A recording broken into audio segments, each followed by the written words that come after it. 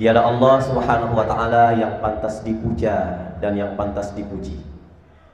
Segala kenikmatan yang Bapak Ibu rasakan saat ini dan segala keindahan yang saat ini kita lihat, serta segala kesuksesan yang saat ini kita miliki, itu murni milik Allah. Suatu hari suka tidak suka, senang tidak senang, siap tidak siap, semua akan diambil oleh Allah Subhanahu wa ta'ala. Nahmaduhu wa nasta'inuhu wa nastaghfiruh wa na'udzu billahi min syururi anfusina wa sayyiati a'malina. May yahdihillahu fala mudilla lahu wa may yudlil fala hadiyalah. Kita yang hadir di sini, saya, Bapak dan Ibu semuanya bersaksi bahwa barang siapa yang diberikan petunjuk oleh Allah Jalla Jalaluh, maka tidak ada satupun makhluk Allah, baik berupa manusia maupun bangsa jin, yang bisa menyesatkan orang tersebut. Dan sebaliknya, barang siapa yang disesatkan oleh Allah di dalam kehidupannya, walaupun didatangkan 1000 ustadz, walaupun didatangkan 1000 kiai, 1000 ulama untuk memberikan petunjuk kepada orang yang Allah sesatkan, maka tidak akan pernah terjadi kecuali biiznillah orang itu bisa baik. Inilah yang menjadikan Bapak Ibu kenapa setiap hari minimal 17 rakaat kita selalu mengatakan ihdinas siratal mustaqim, tunjukilah kami jalan yang lurus. Karena hidayah Allah itu sifatnya tidak permanen. Ada orang-orang yang ketika pagi dia taat kepada Allah, malamnya dia murtad kepada Allah Subhanahu wa ta'ala. Ada orang-orang yang malamnya qiyamul lailnya sampai nangis-nangis, subuhnya berjamaah, witirnya tidak terlepas dari witirnya, justru siangnya mati dalam keadaan murtad. Bapak Ibu, di dalam Al-Quran surah Al-A'raf ayat 176,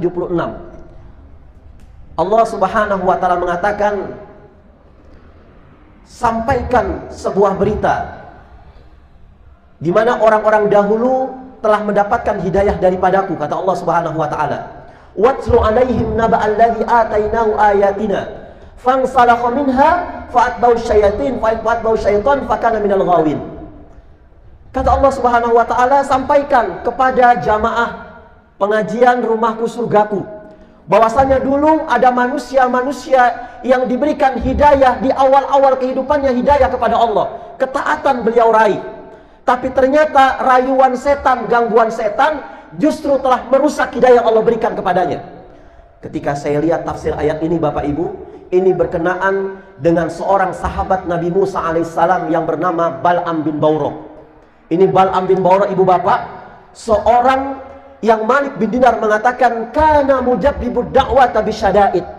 Kalau Bal'am bin Bawrah sudah berdoa kepada Allah Subhanahu wa ta'ala, walaupun dalam keadaan yang genting sekalipun, maka doanya Bal'am bin Bawrah tidak akan pernah ditolak oleh Allah Subhanahu wa ta'ala. Ini sahabat Malik bin Dinar mengatakan.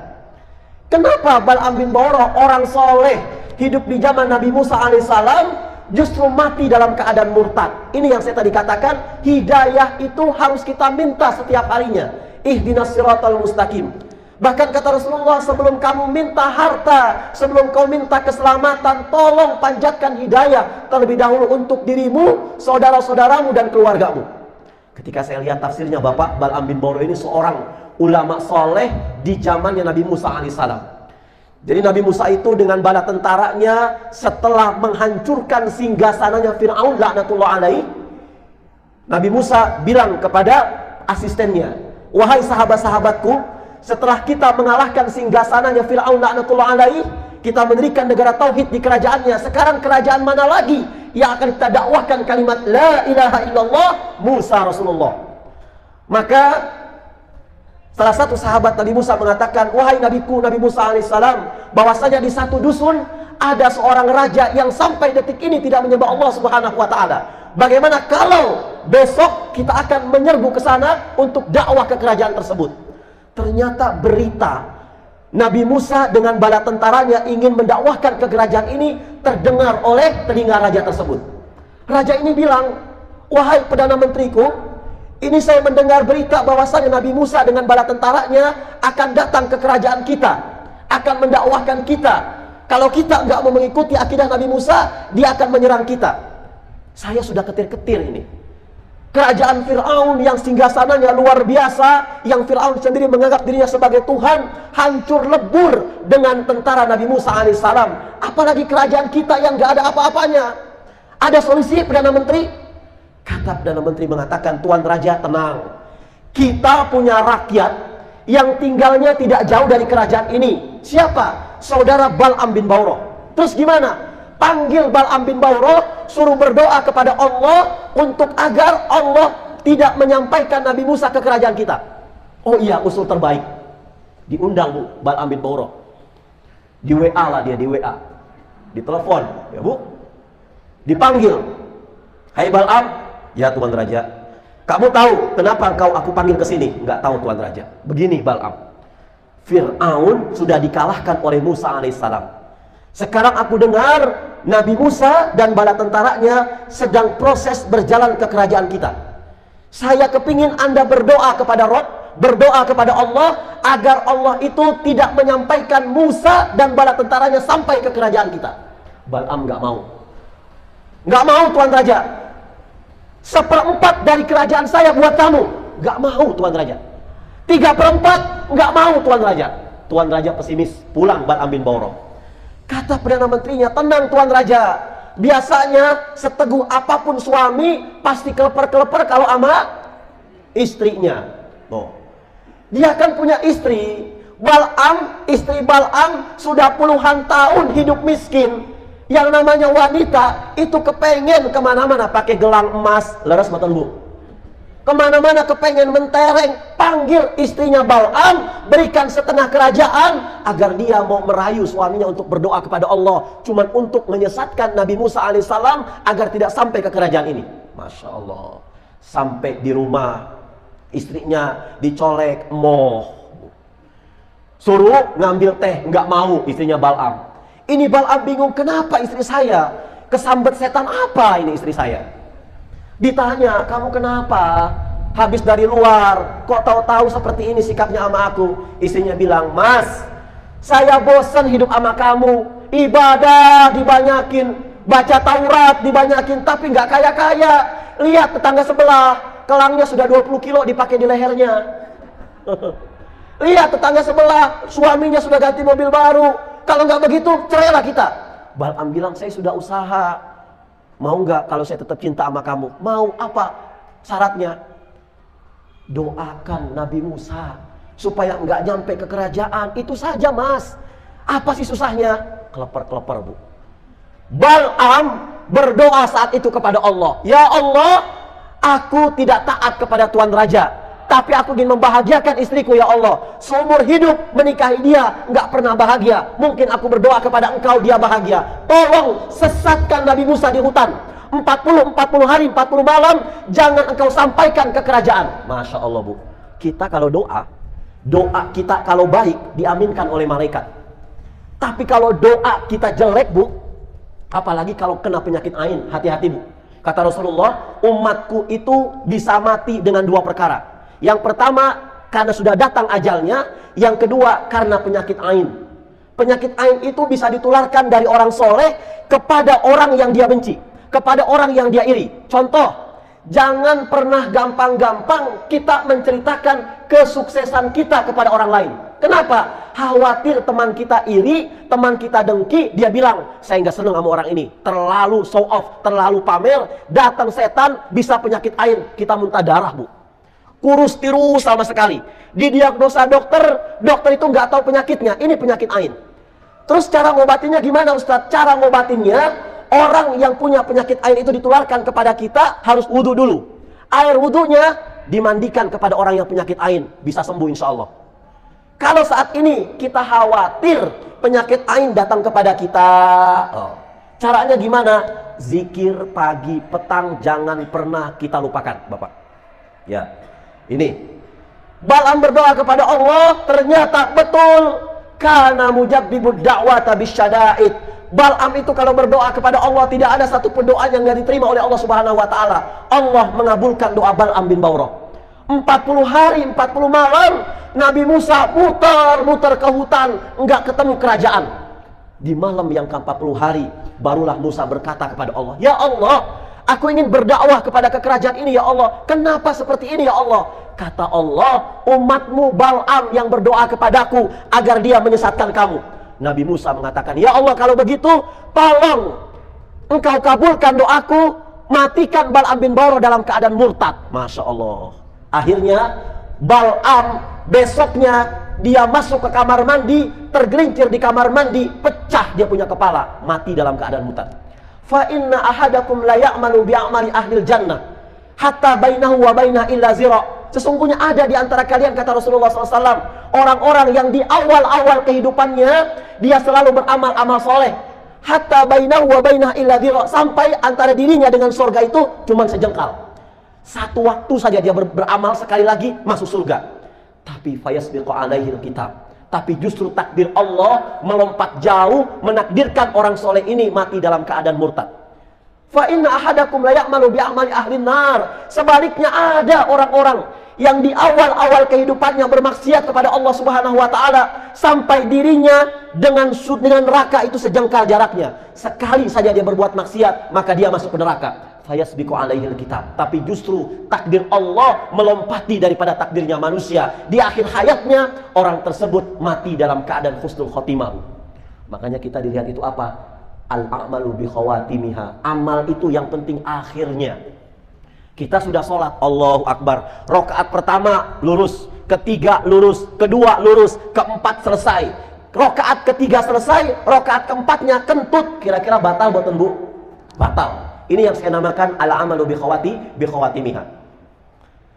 Ada Ubaidillah bin Jahsy, Pak, sahabat Rasulullah SAW yang menjadi delegasi sunnah oleh Abu Bakar Siddiq. Dia mati dalam keadaan murtad.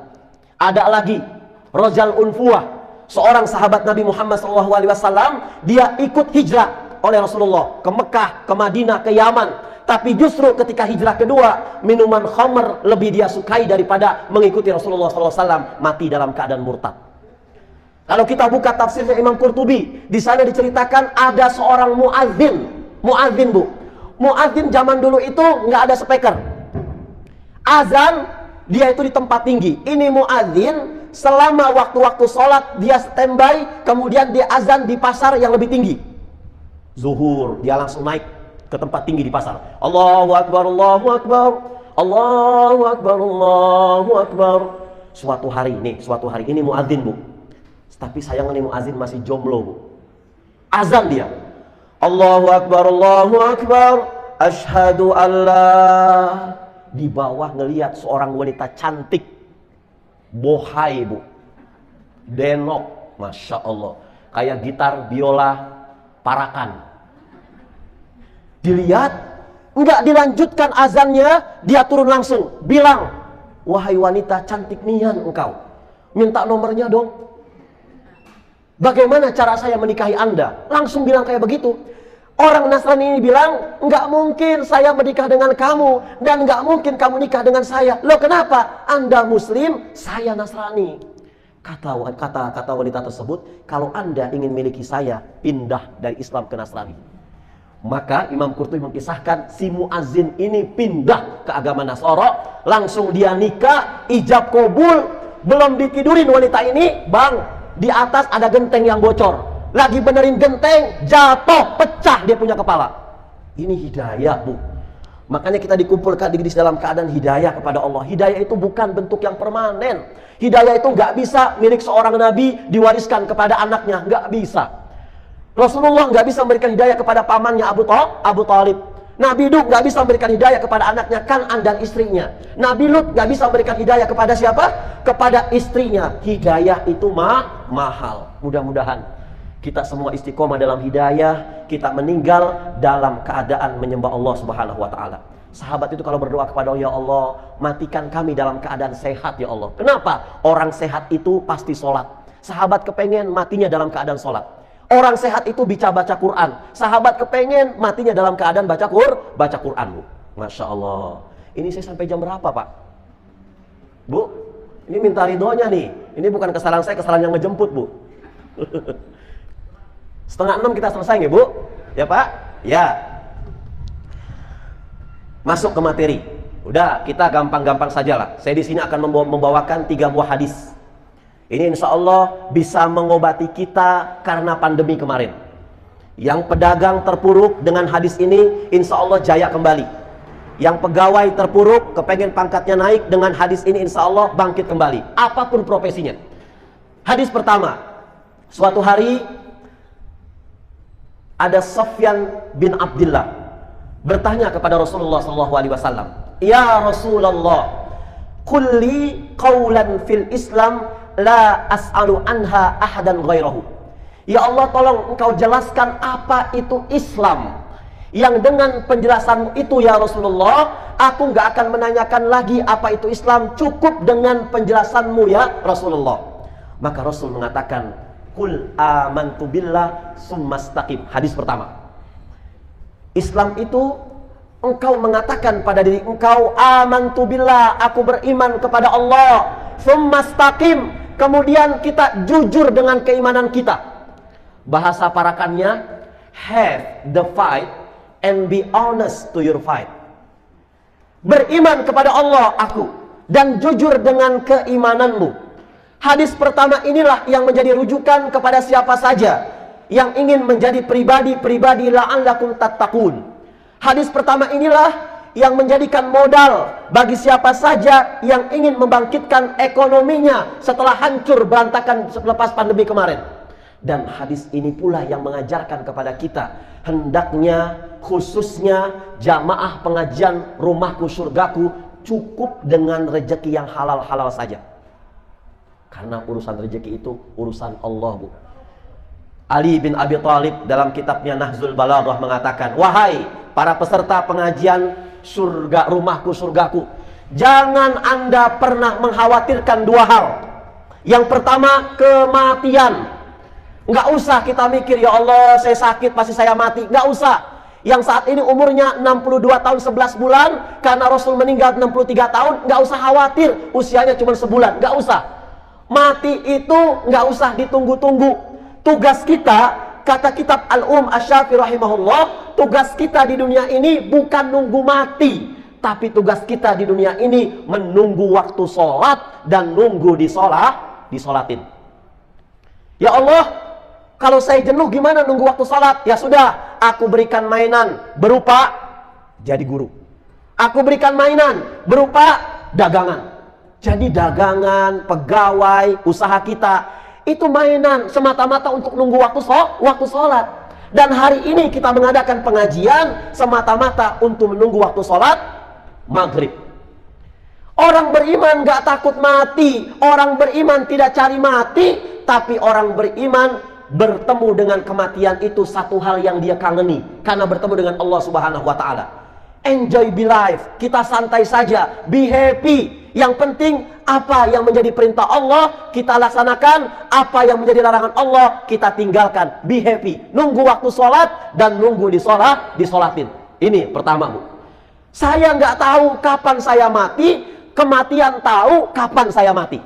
Saya nggak tahu di mana saya mati, tapi kematian tahu di mana saya mati. Ini yang pertama. Ada simbah-simbah kita sudah puluhan tahun di atas ranjang. Mohon maaf, BAB di atas ranjang, pipis di atas ranjang, mau ke kamar mandi harus dituntun, sholat harus diwudukan. Nggak mati-mati, Bu. Perawatnya ganti-ganti 3 tahun sekali, mati, Pak. Ini kematian. Jangan khawatir dengan kematian. Yang kedua, jangan pernah khawatir dengan yang namanya rezeki. Orang kalau rezekinya belum full diberikan kepada kita nggak akan pernah mati. Apa kata hadis Rasulullah SAW? Ya ayyuhalladzina amanu, ya ayyuhan nas ittaqullah. Wahai manusia, bertakwalah kamu kepada Allah. Wa ajmilu fit talab. Dan hendaknya ketika engkau nyari rezeki, cari rezeki yang halal. Kenapa? Fa inna nafsan lan tamut hatta tastawfiya rizqahu wa in abta anha. Karena makhluk Allah yang namanya manusia nggak akan pernah mati sampai rezeki yang Allah berikan kepada dia full diberikan, walaupun rezeki itu terlambat datang. Contoh, ada jamaah kita yang terkena COVID misalkan, Dia kontrak janji sama Allah pada saat diciptakan, selama hidup di Parakan, hidup di Indonesia, hidup di dunia ini, kata Allah, aku berikan rezeki kamu sekitar 6.000 kilogram beras. Saat ini dia kena COVID, Bu. Lagi diisolasi. Udah ngap-ngapan, dia punya pernapasan. Sudah obat, sudah masuk, dia sudah hilang kontrol lah. Tapi beras yang diberikan oleh Allah kepada dia baru 5.999 kilogram. Jadi kurang 1 kilo. Menurut hadis ini orang walaupun kena COVID, walaupun kena kolesterol, walaupun kena jantung, kalau belum waktunya mati, nggak mati, Bu. Nah, ya. Ini ketika pandemi seperti ini, Masya Allah, ini ladang amal soleh buat kita. Bahkan ketika saya baca hadis, ada satu hadis di mana ketika Rasulullah ditanya tentang ta'un kepada Aisyah, ya Rasulullah, ma huwa ta'un? Apa sih yang namanya wabah itu? Kata Rasulullah, at-ta'un huwa adzaban liman may yasha. Namanya wabah itu yang mematikan, menyebar di satu negeri, dia adalah azab, teguran, siksaan kepada makhluk Allah tergantung kehendak Allah. Wa rahmatan lil mu'minin. Tetapi yang tadinya musibah pandemi ini, yang tadinya azab dari Allah, dirubah menjadi rahmat cuman buat orang-orang yang beriman. Fa inna abdin, tidak ada seorang hamba yakunu fil biladi, dia berada di satu negeri, yakunu fihi wa yamkutu fihi, dia menetap di negeri yang kena wabah itu, sabiran muhtasiban, dia sabar nggak keluar rumah, dia sabar pakai masker, dia sabar social distancing, muhtasiban, mengharap pahala dari Allah Subhanahu wa taala. Maka Allah Subhanahu wa taala mengatakan, kalau seandainya dia meninggal, fakana lahu ajru syahidin, dia mendapatkan pahala mati syahid. Ketika yang COVID ini meninggal, Pak, Bu, dia meninggal 2020 kemarin misalkan. Pas dia menerima rapot dari Allah, dilihat rapotnya, ya Allah, kok di tahun 2019 sampai saya meninggal 2020 ada catatan saya telah mendapatkan pahala haji, pahala umroh tahun 2019, tahun 2020. Padahal ya Allah, 19 sampai 2021 ini Mekah ditutup untuk ibadah haji buat umat Islam. Tapi kenapa saya dapat pahala haji dan umroh? Maka Rasul mengatakan, man shallal ghadata fi jama'atin, barang siapa yang melaksanakan sholat subuh fi jama'atin, secara berjamaah. Nih poinnya, Pak, sholat subuh secara berjamaah. Enggak disebutkan masjidnya, enggak disebutkan musolahnya. Yang penting sholat subuh berjamaah. Boleh di luar masjid, boleh di dalam masjid, boleh di perjalanan, boleh di rumah, yang penting berjamaah. Tsumma qa'ada yadkhulullah hatta tatlu'u syams. Kemudian selepas dia sholat subuh, dia tidak berpindah dari tempat sholatnya sampai terbit matahari. Ngapain dia? Yazkurullah, dia mendekat kepada Allah, bisa baca Qur'annya, bisa zikir pagi petangnya, bisa menghadiri kajian-kajian ilmu sampai terbit matahari. Ketika terbit matahari jam 5.13 menit, summa raq'atain yusalli raq'atain, dia sholat 2 rakaat. Fakana lahu ajri hajjatin wa umratin, maka buat orang ini mendapatkan pahala haji dan pahala umrah tamatan sempurna. Tamatan sempurna, yang kedua, tamatan sempurna. Sempurna Rasulullah mengucapkan 3 kali. Ini berkah pandemi buat kita, Bapak Ibu.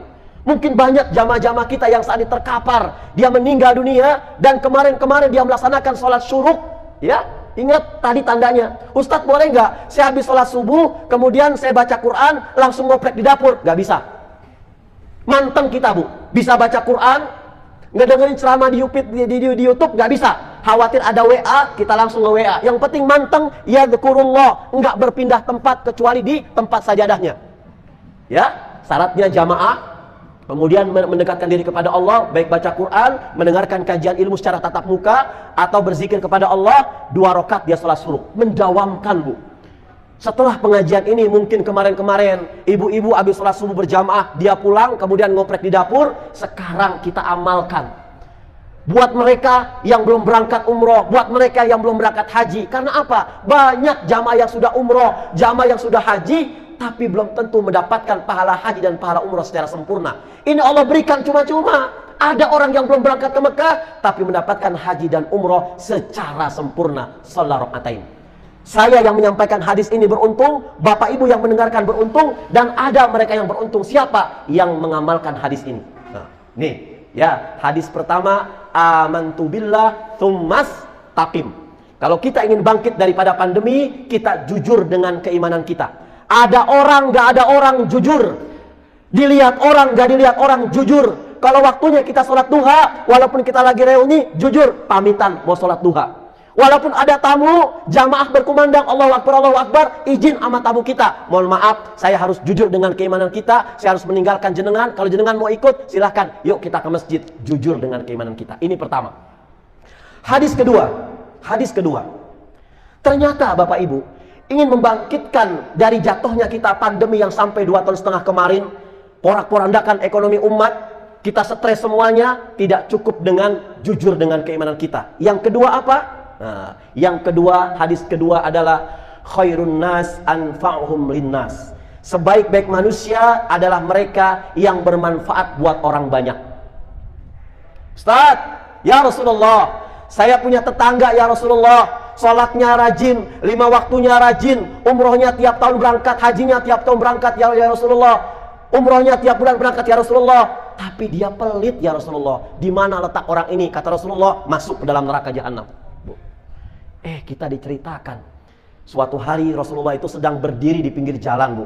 Turun malaikat Jibril, ya Rasulullah, kamu noleh ke kanan. Iya Jibril, itu ada seorang pelacur, wanita tunasusila. Dan Allah telah menetapkan buat wanita pelacur itu neraka jahanam. Laporan selesai, wahai Rasulullah. Siap, malaikat Jibril naik ke atas.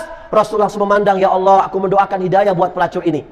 Kemudian setelah Rasul berdoa, datanglah, lewatlah, sedang berjalan seorang ibu dengan anak kecil yang sedang menangis karena kelaparan. Pelacur ini sedang menggigit sebuah korma, Pak. Korma digigit, baru setengah, nanya, ibu, kenapa anak ibu nangis? Wahai Mbak, anak saya itu lapar, Mbak. Muncul rasa kemanusiaannya. Pelacur itu langsung memberikan setengah kurmanya kepada anak tersebut. Anak tersebut diam, langsung turun malaikat Jibril, ya Rasulullah, keputusan Allah berubah buat letak terakhir tempat pelacur ini yang tadinya di neraka, sekarang Allah pindahkan ke surga, Bu. Karena apa? Kurma. Hadis Sahih Bukhari, familiar dengan kita. Seorang pelacur gara-gara ngasih minum siapa? Minum anjing, masuk surga, ya Bu ya. Ternyata hadis itu terusannya, setelah dia memberikan minum anjing, subuhnya dia bertobat kepada Allah, melaksanakan perintah-perintah Allah, kemudian dia meninggal. Di akhir hayatnya, tidak sampai 1 hari, meninggal dalam keadaan taat kepada Allah Subhanahu wa Ta'ala. Di sini saya mau mengatakan, jangan pernah kita gampang-gampang menjustis orang yang salah masuk neraka. Bu, kenal Ustazah Vanessa Angel? Ya. Orang mengenai dia dengan 80 jutanya. Tapi Masya Allah, ada orang yang melihat dalam keadaan dia pakai hijab, kemudian dia tersenyum. Ternyata beliau ahli penyumbang yatim di mana-mana. Rahmat Allah itu lebih besar daripada maksiat seseorang. Lau amiltumul khataya, kata Rasulullah SAW dalam hadis kursinya. Kalau Anda melakukan amalan-amalan dosa, hatta mala'atis sama wal ar, sampai dosa Anda penuh antara langit dan bumi, tsumma nadimtum, kata Allah Subhanahu wa Ta'ala, kemudian kamu bertobat, fataba alaikum, taubat Allah itu menerima taubat kamu secepat itu. Jangan pernah pesimis. Allah lebih tersenyum melihat seorang penzina, dia tertawa tapi mengingat dosa-dosanya, daripada orang yang soleh, dia berdoa menangis tetapi dia teringat amalan-amalan kebaikannya, Pak. Ini poin kita. Jangan mudah-mudah kita memvonis orang lain itu neraka, apalagi orang lain itu kafir.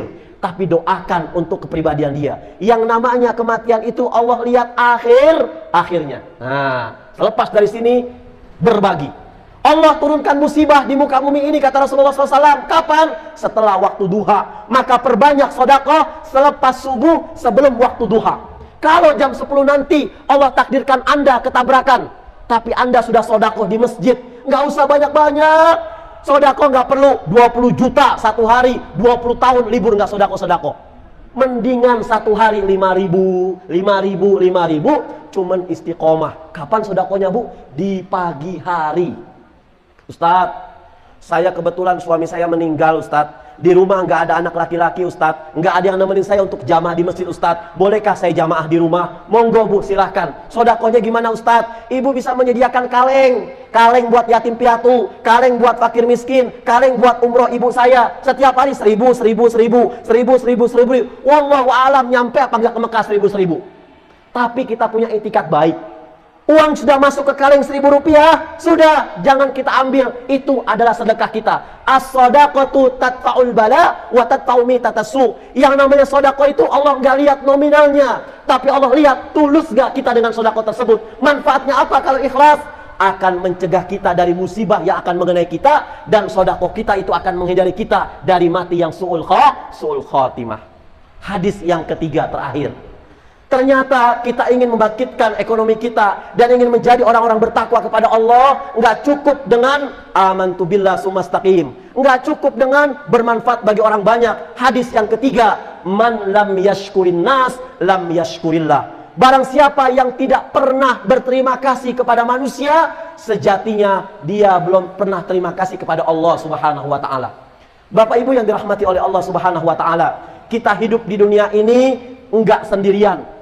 Kita bukan nabi. Nabi ada masalah di depan, doa sama Allah, kelar masalah.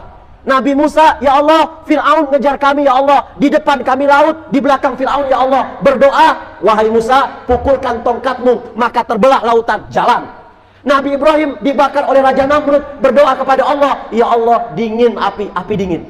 Tapi kita, saya, bapak, ibu, kita bukan nabi. Kita hidup itu dibantu oleh Allah, pakai pertolongan Allah. Allah gerakan makhluk-makhluknya untuk menolong kita. Saya bisa sampai ke sini karena jasanya Pak Amin. Saya bisa sampai sini, baju saya disetrika, sarung saya disetrika, jasa istri saya. Saya bisa naik motor, jasa dari tukang pom bensin. Semua pertolongan Allah, Allah gerakan makhluk-makhluknya untuk menolong kita. Maka kita jadikan pribadi-pribadi yang tidak sulit untuk mengucapkan terima kasih kepada orang lain. Untuk menutup kajian kita pada sore hari ini, ada satu kisah yang jarang diangkat di materi-materi kajian. Saya dapatkan cerita ini dari satu kitab Al-Aqidah Al-Wasatiyah, di mana Nabi Nuh alaihissalam punya seorang umat yang soleh. Dia nggak butuh pertolongan manusia, dia hanya butuh pertolongan Allah Subhanahu wa taala. Suatu hari terjadi bah besar, kata Allah, wahai Nuh, buat kapal. Yang nanti terjadi banjir bah besar, kamu undang umatmu, orang-orang yang beriman kepadamu untuk naik ke kapal. Hewan berpasang-pasangan naik ke kapal, orang soleh ini nggak mau naik kapal. Banjir sudah sedengkul, datang orang, Pak, buru Pak ke kapal, nanti Bapak tenggelam. Aku nggak butuh pertolonganmu, kamu saja yang ke kapal. Aku sudah berdoa kepada Allah, aku hanya butuh doa pertolongan Allah Subhanahu wa taala. Banjir sudah sampai sepinggang, datang lagi orang, Pak, itu sudah sepinggang Bapak, tolong Bapak naik ke kapal. Dia bilang, aku nggak butuh pertolonganmu. Sampai dia tenggelam, habis, meninggal. Suatu saat dia dipanggil sama Allah, ya Allah, dia berhadapan langsung. Kenapa engkau matikan aku dengan banjir sementara umat yang lain selamat ya Allah? Aku butuh pertolonganmu. Kenapa engkau tidak datangkan pertolonganmu? Kata Allah, mas, kamu berdoa kepadaku minta pertolonganku, aku gerakan makhluk-makhlukku untuk menyampaikan pesan ini. 2 orang sudah menyampaikan pertolongan kepada Anda, tapi Anda kenapa enggak mau untuk naik ke kapal?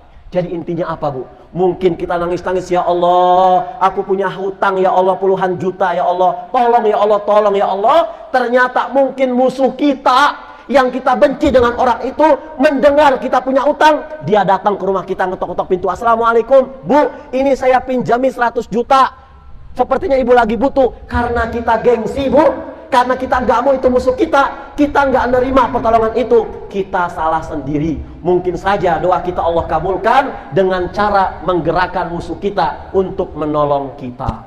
Bapak Ibu yang dirahmati oleh Allah Subhanahu wa taala, sekali lagi mohon maaf lahir batin.